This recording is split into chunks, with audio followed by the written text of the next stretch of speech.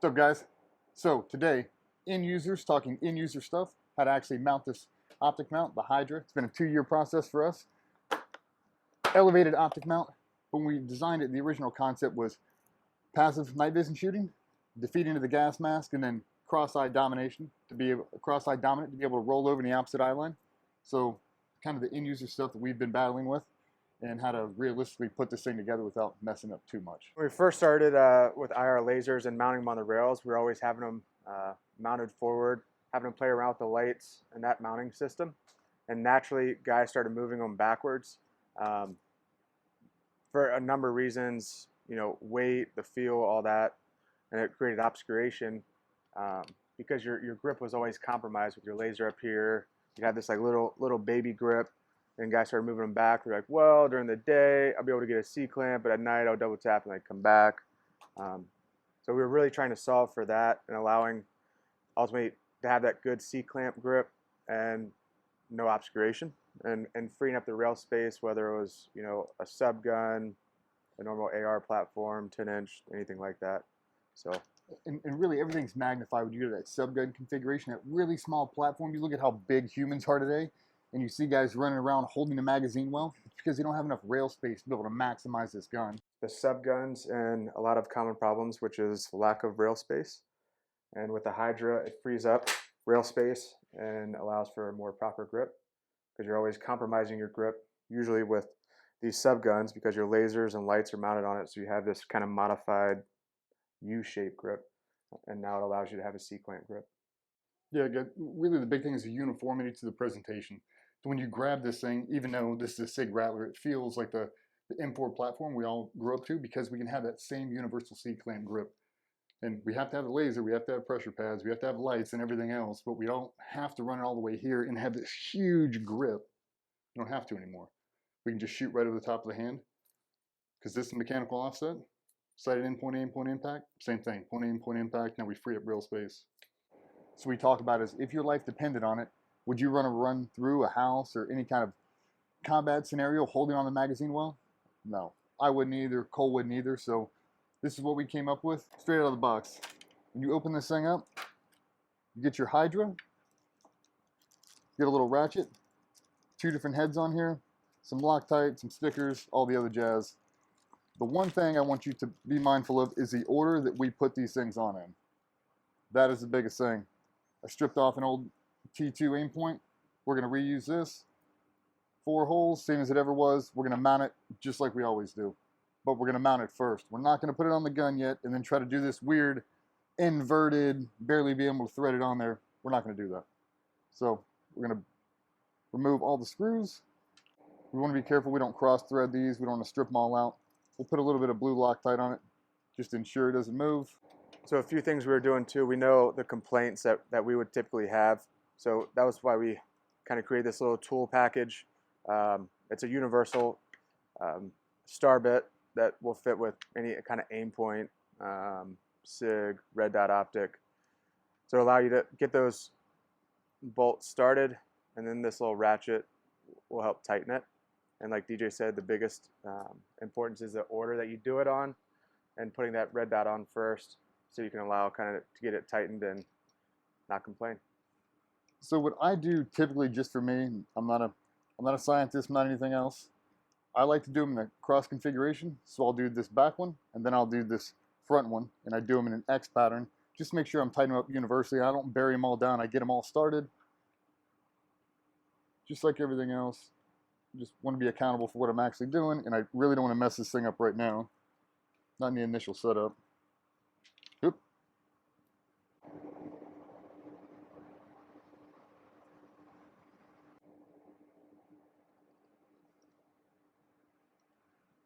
All right. We got this close.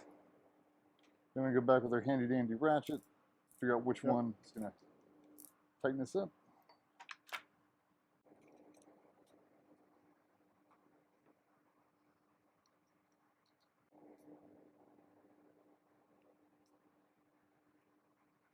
Double check for secureness. Red dot still works. All 4 in alignment, evenly spaced. I don't have one all the way up. It's not cockeyed, it's not canted. everything's flush. The same thing it would be in every other optic riser. So some of the stuff right now, the guys who've been running around on night vision for the last 20 years, you guys get this. It's essentially common knowledge to everybody else, but what we've seen in the past, a lot of guys who are new to lasers, new to mounting lasers, when they mount their set optic, they're sliding this all the way back so close to where they can't even remove the battery. So a lot of guys mount them, they sight them in, and when they go to change the battery, they go, oh no, I can't do it. They have to pull the laser off. Everybody knows what that does. Now you got to go back and reconfirm. It's kind of a pain. So when we made this, we gave it enough room so you can do a battery swap while it's already mounted. So got extra pieces of Picatinny. You can run all the way forward. Just make sure before you get all the way in, you secure everything that battery placement or the laser placement allows you to do battery swap. So this is what that second Allen wrench is for. It's for the clamp bolts right here. So yeah, I loosened that just a little too much. Mount it on there, just like normal Picatinny. Tighten this thing up. So this works with at peel, the end go, any of your lasers right now. It's all the same thing. So just a couple checks too before you put it on the gun. I like to double check and just make sure that, you know, like we said, we stressed, they can pull the battery out, swap it out without taking that optic off. So depending on what you're running, just make sure you have that separation. Just a good check before you mount it on there. I know some of the guys are in there about backup iron sights. You've got to pass through all the way through. You can throw on backup irons if you want to. We're not in big school of running them, but end user preference, whatever you guys want to do. We did create this pass through for cable management because I know it's a big heartache for a lot of guys. You got to have clean cables. I'm one of those dudes too. I don't like cables dangling all over the place. You catch a finger and you rip it out. And these things are finicky, so that's why we're trying to be mindful of where we actually place this cable. As far as mounting this Hydra system to this upper, where the upper meets the actual receiver here for the forward in, I don't want to go in front of this, because if I do, I'm not going to be able to take off this rail. If I got to do a barrel swap, if I have to get this out to mess my gas block or anything else, I want to be able to slide off this rail. So we take ours and we run them as close as we can to the actual lip without going over it. Like that space right there, if I move to this clamp, that position, and I lock it in place, I'm not going to be able to remove my front rail. So we go back 1 or 2 spaces, we make sure we got plenty of room, and we go from there. We tighten these up. It's hand tight, plus a little bit. We're not gurring this thing down all the way. We don't want to strip off these bolts. We want to be mindful we have a good connection. I'm not trying to strip them out. So now this thing is connected to the upper and lower. You can see if we undo this, we can slide off the rail in that configuration, but that maximizes our space. We can run our hands free and clear. We shouldn't have a daytime grip or a nighttime grip. We should just be able to grip this thing and make one universal. So this is kind of what we come up with. As far as cable management, you can mount this wherever you want to. It's kind of end user preference. You can run it all the way back, run it all the way forward. But what we do is we mount the cable through this pass-through. And it gives us one more opportunity to kind of get this stuff out of the way. Now, we decide where we want the cable. Do we want it long? Do we want it short? It's all the end user preferences in mind there. I mean, some of the stuff, wherever you like it, depending on your rail length, because I know there's sub guns, the 14-inch, things like that. It may, like DJ said, it may go all the way forward, in between. But wherever you put it, a couple of things. We use that camo form wrap. It's a happy medium on how tight you can have it, but still have the dexterity and feel this button. So wherever you like mounting your pressure pad, you can secure it a couple different ways. We have gaffer's tape that's just keeping it set right here before we wrap the camo form.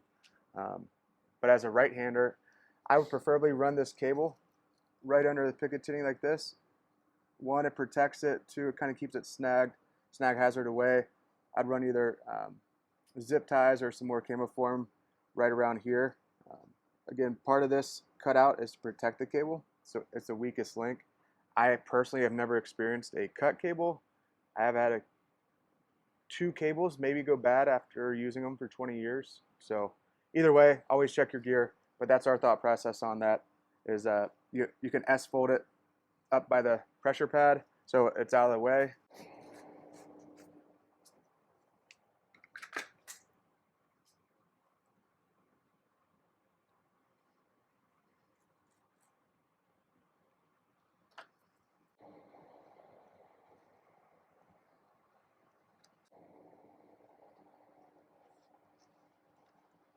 So everybody kind of has their way. There's the Ranger rubber bands too that you can put on here and some things like that, but just to clean up the cable and keep it kind of snag free. But yeah, on some of the smaller configuration, we'll show you guys on the sub guns. It's right there anyway, so use the factory cable. We don't have to get an extender. There's not a lot of dress up. Just kind of clean it up. But kind of the school of thought is when you drive this thing out and we just squeeze, you hear the audible. The laser would be on. So when we drive it out in the daytime configuration, we're squeezing anyway. It's the same thing. So the guys that use VisLays for CQB or any kind of daytime operation, it's the same thing. When we drive it out, we squeeze, the laser comes on. At night, it's the same thing. We're seeing a lot of guys when this laser's flat on the rail and all the way back, when they do that, their flood is being obscured by their thumb. This is what it looks like from this fashion. You can see I'm not illuminating anything. This is what it's supposed to look like. I'm supposed to have an IR flood with an IR pointer, but in this configuration, I don't get it. My thumb is in the way, is obscured. So if you can imagine CQB and I come around the corner and I need to illuminate and I hit this, it's not good. You're just not going to be able to see it. You're not going to be able to process. You're not going to be able to target ID or see what needs to be done. You're just not going to be able to see it. And you have to roll your thumb out of the way, realize the IR pressure pad is not on, re-engage and double tap out of the way. That is a whole lot to do inside of an actual scenario. If we switch grip, and I'm a lefty, and I do the same thing, I have no IR or visible laser coming out. My hand's obscuring it the entire time. What happens when I drive this thing out? This. I get a partially obscured optic, or a partially obscured flood because my thumb is in the way, but I get no IR pointer. So it should look like this, and it doesn't because my thumb is blocking it.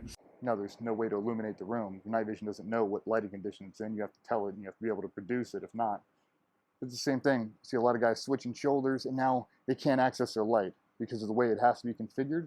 The laser all the way up, all the way back. So we try to make one universal platform. And to the guys that talk about the elevated riser, this is shorter than what the guys were running back in the 90s. This is shorter than a lot of the stuff they were running kind of in between, the stuff they were hand making. That's essentially what we did. Handmade a bunch of gear and belts and everything else through our military career. It's one and the same. We had an issue we were trying to defeat: gas mask, laser obscuration, and then the cross-eye dominant phenomenon that plagues so many people. And this is really it.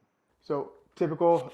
This is what we mean with obscuration. You know, your thumb or some part of your hand is blocking the flood or the IR laser. With our mount, we're able to have that same grip whether it's day or night, and there's no obscuration. This thing's clear and safe, so you got to forgive me.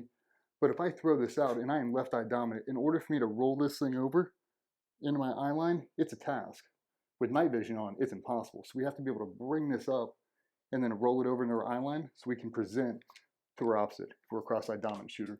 So by the industry making these elevated risers, it's solving for multiple issues. So he's going to show you what trying to shoot passively, defeating nods and the gas mask, and what that looks like and how functional or unfunctional that is, and how consistent. I mean, how consistent do you think it would be? Dude, to try to get an active engagement with this thing on in here, it's terrible. Like, you can't see. I haven't seen a red dot yet. Like, you can't see it because the articulation of my nods where the tube is, trying to get this in front of it into alignment and look through it, isn't a possibility. I mean, you can't build enough reps for that to be functional. No, like, and it's kind of the whole thing we're talking about. You can't bet your life on that system because it's not repeatable. So now you overlay gas mask, real world, somebody's actually shooting at you, and you won't get your fat thumb out of the way. Exactly. So laser obscuration, you got your nods fogging, can't breathe right. So what we're solving for is how unrealistic it is to be able to passively shoot through nods on kind of the current setup that we grew up on. And it's because I can snap it out and then I can roll it in my opposite eye line. There's no head movement, easy to passively shoot, full rail grip. because it's just tall enough to make it. So with a passive shooting, we don't have to dip ahead. We don't have to sit there and try to work it over. And anybody who's ever put on a gas mask and tried to shoot, you know exactly what I'm talking about. Military wants you to go out and shoot a set course of fire with a gas mask on, and you can't do it because you can't see. You can't drop your eye over enough to be able to pick up a red dot. So this alleviates that. So some people talk too about the, I'll say, excessive height of it. There's no difference on sighting this in or on a Unity or on a factory mount. Like, you just have different hold offs. Same thing.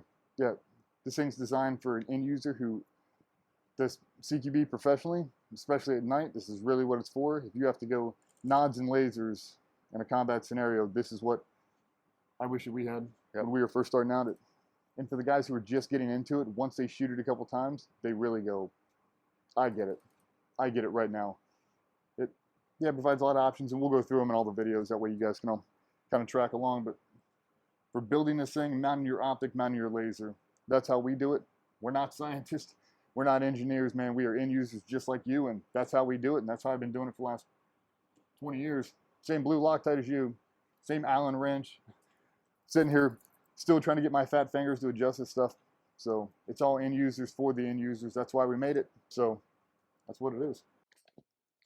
You don't have to modify it from a day grip to a night grip.